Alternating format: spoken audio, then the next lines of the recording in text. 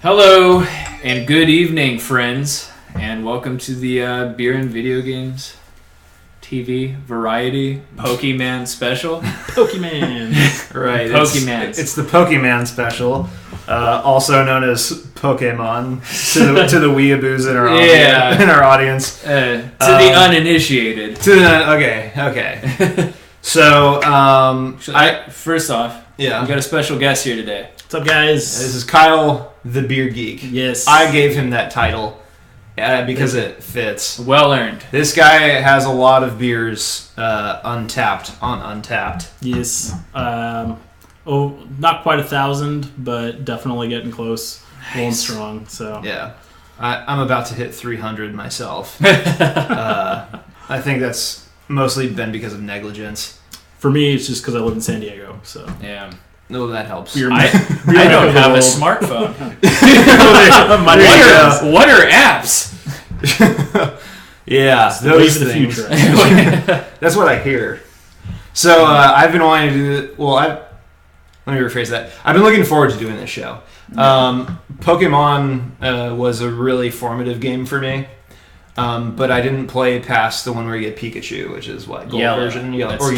Okay. The yellow version. Okay. I didn't play past yellow version.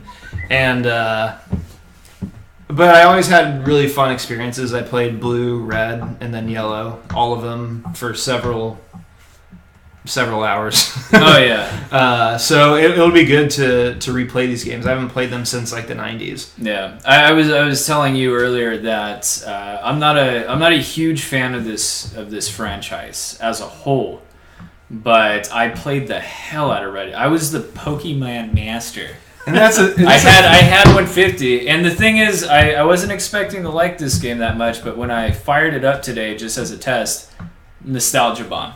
Hit hard by that music, and I was like, oh my god, I do love this. It's been a long time that's been out, so it definitely runs deep, man. Yeah.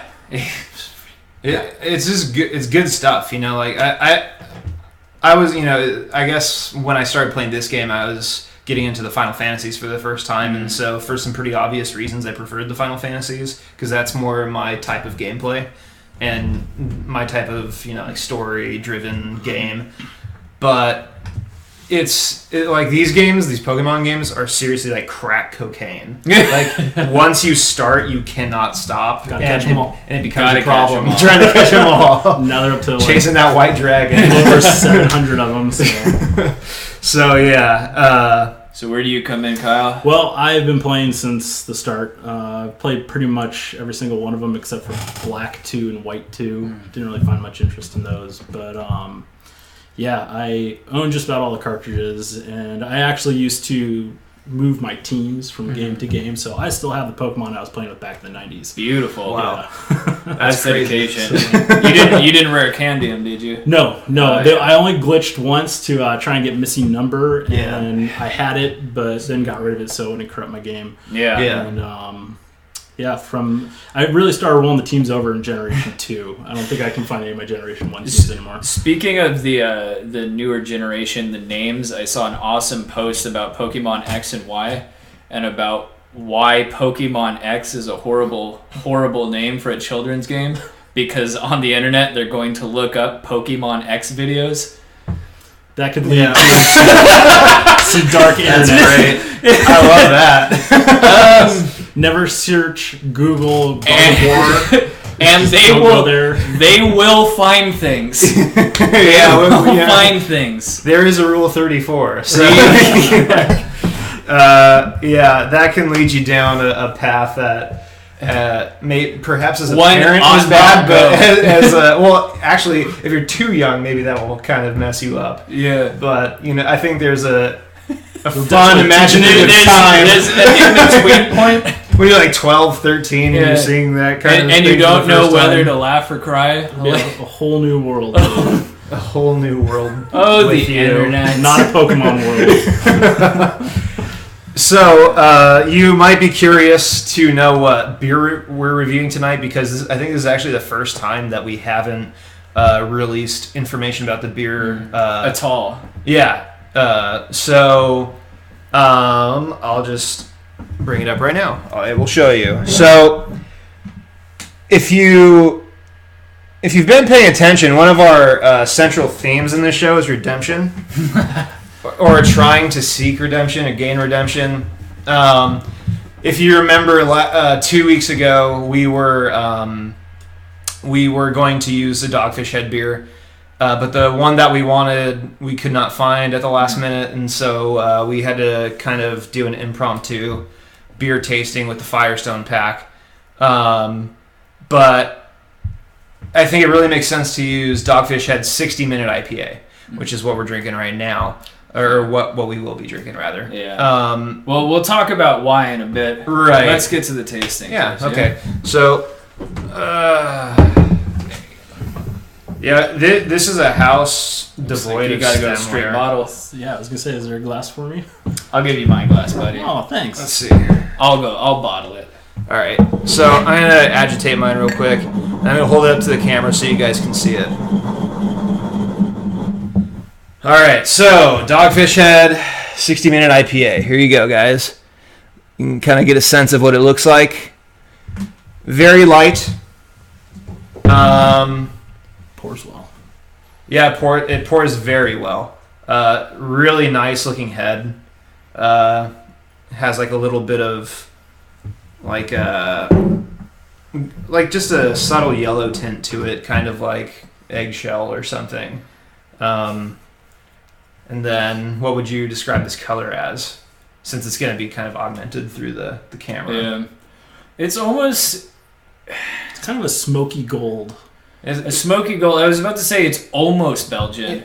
Well, I was going to say it's pale ale rather Yeah. than like India pale ale, which usually tends towards like the more Yeah. orangey side, right? There is a spectrum that goes into it, though. Yeah. It's much darker towards the middle. Yeah, exactly. And it has pretty decent head retention. Yeah, man. It's gonna leave some nice marks on your glass as you drink it down. Some lacing. Lacing. All right, We like it with lace. we do. All right, so let's get our nose all up in it.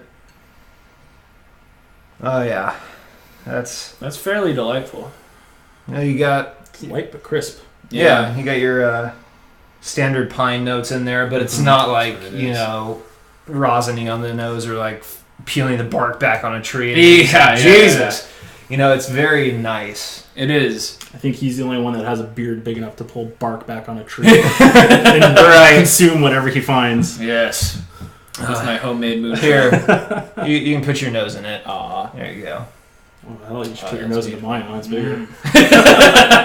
Hey, but this Jack, one, he's this winning. one's got the aromas, okay? It's small, but it serves a purpose. It's not the size that matters. I want them all in my face right now. It's not the size that matters. It's that Kyle has one. Yep. All right. So I'm not getting a whole lot of citrus, but it is there, like a little bit of like lemongrass or something. The subtle citrus is what's really offsetting the pine, though. That's why Right. it's working so well. Maybe like even a little bit of grapefruit, but more like that Grapefruit. lemongrassy, hoppy Haps. character. Like grapefruit, but not. Like That's deep. All right. So you guys want emotion. to get into it? Let's do No, I did not come to drink beer. All right. Well, you're gonna drink anyways. Cheers, guys. Cheers. To the Pokemans. it. It's got a lot of back end. Ooh. Mm-hmm. A lot of back end there. So, one of the things that I don't always get out of this, but for Yeah. some reason I'm getting it right now, It's good. is brew. actually the maltiness. Mm-hmm. Are you guys Yeah. getting that too? Yeah. I was gonna say it kind of hits all your tongue. Yeah. Like it hits them back first with that like IPA bite, but then Yeah. as it mellows out, it definitely gets maltiness towards the center of the tongue. Yeah, it's really, it's almost sweet. Yeah. Sweet and almost like bready. But, Yeah, Whoa, that maltiness because you get the hop notes at the beginning. It's almost like a crescendo because it's like smoother at first. Well, you describe it as mellow. You think it mellows out towards the middle. I don't know. The maltiness kind of ups the ante for me. I think it's smoother at first, but yeah, no, I think it's a bit more aggressive at Yeah. first and it mellows out. You do too, right? I'm gonna have to go with Andrew Yeah. on this one. hey, that's why there's three of us guys. Every tongue is different. Well, Well, why don't you two just do the show? Okay. Wouldn't be enough beard. Sorry. Yeah. You're here for eye candy. I serve a very pragmatic purpose. Yeah. You don't keep me here for my brains. That's So how about mouthfeel, guys? How you feel about that? About the aftertaste? It's not heavy. Yeah. It's not heavy at all, Really which is light. nice.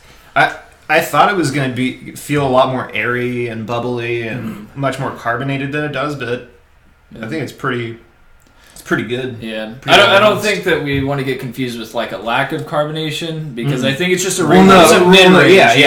it's good. It's there, but it's not, something like, sometimes when you get those really yeasty, like Belgian quads, they have a lot of natural carbonation to them.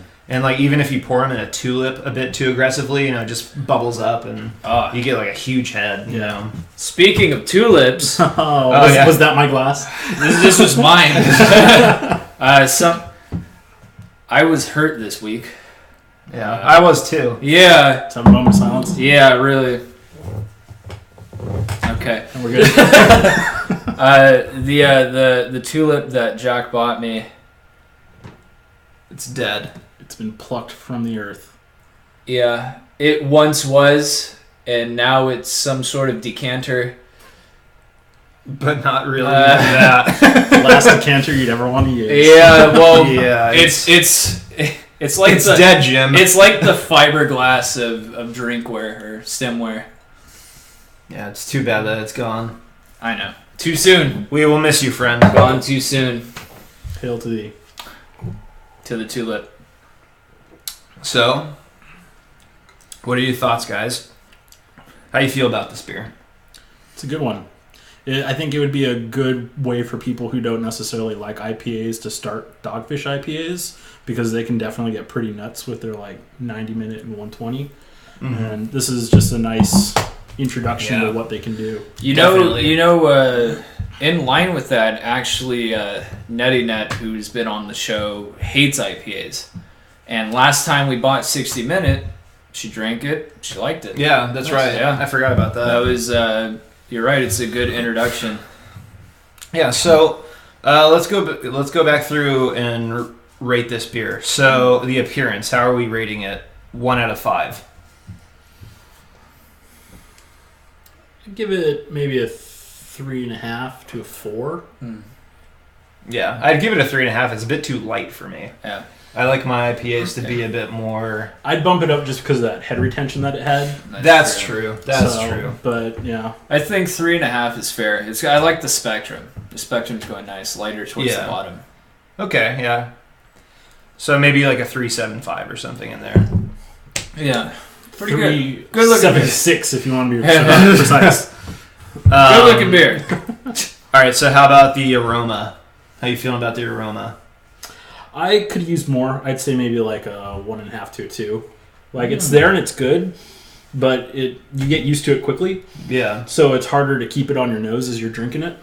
that's true. I wouldn't go that low. I would Yeah.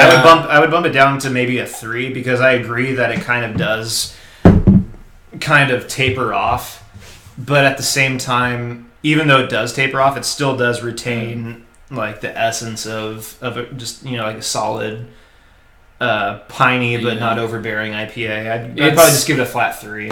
It's really balanced, which is what I appreciate about it. And so oftentimes, if the nose isn't like in your face, it comes off as underwhelming. But I don't think that's a problem here. I think the balance was stricken, and so I think a 3 is fair as well. All right. How about the taste?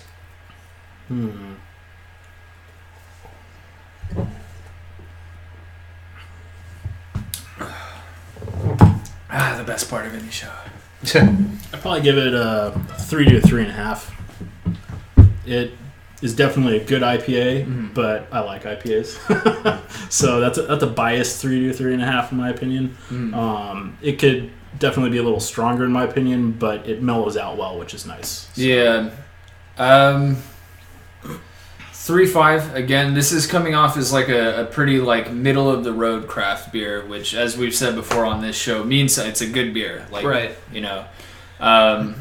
It's. I feel like they're kind of on the same track. It's almost Racer 5, but Racer 5 has more like balls to it. It has more of a kick, and I'm missing that. Exactly. I'm missing that. So I'm going to give it a 3.5 also because I really do like the flavor. But the thing is that it is very balanced. Yeah. It's not accentuating one thing. Yeah. It's not taking any real chances. But it's doing what it is doing well. Yeah. You know, like absolutely. That's a solid assessment. Like my favorite IPA is Alpine's Nelson, and that IPA is really aggressive, and it has some really interesting flavors. And like that, I think like that IPA, I would give it like a 5 in the taste department because it is taking a chance. It's using a somewhat underemployed hop varietal, and it's a rye. So you have like all of these interesting flavors that aren't normally in a SoCal IPA, and then just running with it and succeeding. So yeah, 3.5. How about mouthfeel, guys? It's got a good tingle. Yeah, I think tingle to it. I'd put that at a 3.5 to a 4 because it's definitely got a nice tingle, but it's still kind of light on the tongue. Yeah. It gets good feels throughout the tongue, in my opinion. Like I was saying earlier, kind of the back and then in the middle.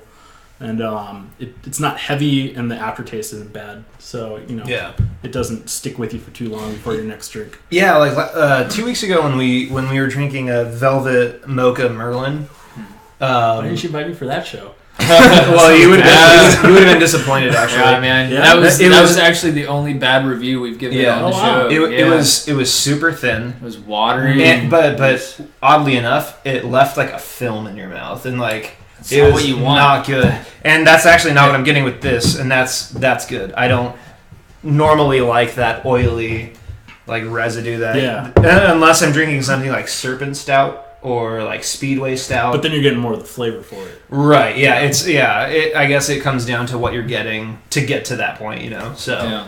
and with the Mocha Merlin, I wasn't getting the flavor that warrants having that oily aftertaste, So yeah. So with this, I'd agree. I give it a 3.5 probably. Yeah, I think if we're gonna go with an overall grade, I'm gonna have to lay it at 3 to 3.5. Just straight middle, good standby choice to pick up. It's a great everyday It's a good beer. go-to. Good go-to. Very drinkable. What's the percentage on it? I don't know. Probably like 6. Yeah, 6 on the dot. Nice, right in the middle. Yeah. So I mean, it's good. It's reliable. It's drinkable, and 6 for an IPA is, well, I don't know. IPAs kind of vary. Like they're anywhere from 5 to, or with session IPAs, it's anywhere from like 3 to 9. Days, so. Yeah. So this is just right in the middle. Yeah. Good stuff. Yeah. Dependable. All right, so we've ignored the chat for long enough. So I'm gonna do some shout outs. All right, so our manager Guido's here. What's up, Guido? We've got Vexy, of course. What's up, Vexy? How you doing?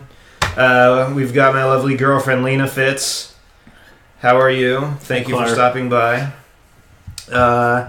Let's see. Oh, then we got a lurker today. We've got X-Spike 25. What's up, dude? Thanks for coming by, checking out our shenanigans. We hope you stay and have a good time. Hope you enjoyed the beer tasting first. What? Might be my brother. Oh, is that Kevin? I don't know. He uses names like that. His like BattleNet was X-Spike X. And I know he loves the number 25 because that was his number in high school. So the evidence is adding. The evidence is adding. It's my favorite little guy. All right, so let's head over to Connection Corner. Yeah, let's do it. We got our Connection Corner. So you can see our neurons in the background here connecting. There's a lot of them. It's very synaptic. That's like a picometer. Just a huge cluster in a infinitely small neural circuit. Yeah, I mean, one of the fun things about Pokemon X and Y, the legendaries were supposed to be based off of parts of the body, and the neural system was one of the parts of the body that they were used to inspire. I believe the one from X, because it's got the crazy horns. Okay. Oh, yeah. Yep. That elk-looking thing. Yep. Were there any that's the one. genitalia Pokemon? You'll just have to play and find out. I'm on the edge of my seat. Actually- Man, but I've got like 6 generations to play before I get there. Actually, Okay. Kakuna does kind of look like one, and the snout of a crocodile. We've got Lethal Bacon saying more games, less booze. Oh, Lethal Bacon, thanks yes. for coming, but here's the thing. To the Pokemon! We like our games, but we like our beer more. That's my buddy Joey. He's straight edge. Oh, jeez. Go home, Joey. Go home. Go play Pokemon, Joey. Stay here. Catch them all. No, yeah, stay here. So, why And then, why 60 minute? let's see, X Spike knows Joey, so it probably is your brother. Okay, Yeah. so why... Why 60 minute IPA? Apparently, it's something to do with the brain. It does. So, 60-minute IPA is from Dogfish Head, which is one of the biggest craft brewers in America. And this is one of their flagship beers. It's kind of the beer that started it all. It's a cultural beer, like, this kind of puts craft beer on the scene on that coast. We already had Stone doing things on our coast, but this is a very important beer. And this isn't the only beer in the sequence. There's 60-minute IPA, 61. There's like 70-something minute IPA, which I've only seen a couple times. There's 90-minute, and then there's 120-minute. So out of this one simple beer, we get all of these beers that come out of it, and they get more complex. But this one starts it all. Yeah. It's insanely popular. I see where you're going with this. Yeah. It's nationally distributed. The sequence is important. We were talking about it doesn't go 60-minute IPA, 61, 62. It jumps at large chunks at half hours, if you will. Hours, if you would. Mm-hmm. Whereas like the Pokemon generation, you start off with 150 Pokemon. Next thing you know, you got 300. After that, you're at 450. Like, they're jumping at very large increments, Yes. That's the connection. Well, I guess another thing that you could take Sure. Pokemon knowledge here. The traditional Dogfish IPAs are the 60, the 90, and the 120. That's 3 beers right there. Each generation typically had 3 games in it. Yeah. Oh, there we go. Red, blue, and yellow. And I think there is more to be said about that simple formula being followed. A simple formula, like we said, this is a really balanced beer, and a simple formula isn't meant to be pejorative in a beer Right. or a game. It just comes out like something's working. How do you accentuate that in future installments? Now, Spike asks, what do the minutes mean? Well, the minutes mean they signify how long the hops were in the kettle. Boiling. Or Minutes are an increment of time, generally composed of 60 seconds each. I'm sorry, That was I totally couldn't help another it. answer. Now, right you dumbass. we're gonna get into capitalism. Oh yeah, we're gonna. But before we get into, part of the reason that I bring that up right now is because Dogfish is notorious for making some very good capitalistic choices, being very big. Being one of the... I mean, it's no longer a few craft breweries who have national distribution, but they were one of the first, right? It's like them, Sierra Nevada. Does Stone have national? Or is both Stone and Dogfish Yeah. had to do international at this point. They're collaborating true, internationally. yeah. And Stone has definitely done stuff with Japan, but Dogfish Head itself, I can't remember the countries they went to, but I know that the head brewer has traveled. and found- everywhere. He's been to Egypt, Guy's Scandinavia. amazing. He's been to like China. And he's been to Peru. Not only working with other brewers of beer, but things like wine and sake. Chiche. They've Chicha. branched out a lot. Yeah, he's revived a lot of beers that were kind of lost to time. Really interesting stuff. Like the unknown. All right, that was a Pokemon joke. Let's see. All right, so With that being said, you should probably take it over with... Hop over to Theory Corner with yeah. Burke Chesterton. Yeah, so Burke Chesterton is making his appearance. I'm sure that you've all missed him. He's missed you too, so don't worry. So, here at Beer Video Game TV, we like our literary theory, and we love our French theorists. Jean Baudrillard is somebody that we've talked about off camera, but never on, because Bear won't let me. But today we're going to be talking about a good friend of his, in theory, a simulated friend, if you would. Oh. The theorist Guy Debord, or rather Guy Debord, who has the theory of the spectacle and how media affects us as a culture. And basically, he makes the argument that capitalism has gotten to a point where experience has become a commodity, where we now try through media to collect stimulus, collect experience, and make them our own. And so the focus changes from being to having as kind of like the seat of existence, to own something. To commodify our own experiences. Yeah. Derive like existential worth from those experiences. Yeah. And I think that there is a huge connection to be seen there with Pokemon, with the level of commodity and collection. I mean, the tagline, gotta catch 'em all. I mean, this is a game about collecting, and it caught on fire so incredibly quickly that Jack and I were talking about buying Pokemon cards, and we have no idea how to play the game. And we never played the game. We just wanted the damn cards. Right. Because they're shiny. They're shiny, Yeah, and they got all the Pokemon on them. Great pictures. Yeah. Yeah. It's like a watered down Magic. Yeah. And we were actually talking about that, and we'll talk about that later when we open up the discussion to our viewers. So we'll keep that in mind. So I think Pokemon coming from Japan over to America really spoke to it hit something in the capitalist culture. Like, we like owning a MMO practice in Asian MMOs is that you pay real money, microtransactions for rented items. And Americans can't stand that because we're under the impression that renting sucks, owning is good. That's like what you want to do. Right. Until you need to get an apartment, you don't have a choice. But oh boy, we didn't rename this episode, so it says we're playing Final Fantasy Tactics. Beautiful. Not so much. We'll finish this section Right. up. It's about to end, and then we'll throw it right back up. Right.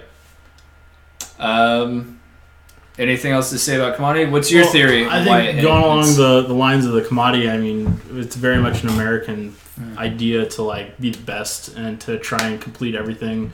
I was reading something recently about how with games, I mean, people always try and 100% everything, and Pokemon is the perfect crack addiction of completion because there's so many of them, and the idea that you actually have to trade between them. I mean, that right there is speaking to the commodity of them. The fact that if you buy one game, you can't even collect them all. You have to have a friend. You have to go out and trade. You gotta trade. It's an economy. Yeah, exactly. Now here's the best thing. So the song says it all in the first couple lines. I want to be the very best that no one ever was. Yeah. And then it goes into how that's your raison d'être. and the best thing about this is that there is a libidinal desire in the song because it makes a emotional attachment to being the best and commodifying your own experience. It's awesome. I've had enough theory for the day. Sorry, I've got Lacan on the mind. Embrace the Pokemon. I've got Lacan. You got Lacan. So what do you say we throw on the game? Okay. We'll be back. 2 seconds. We'll be back in 2 seconds.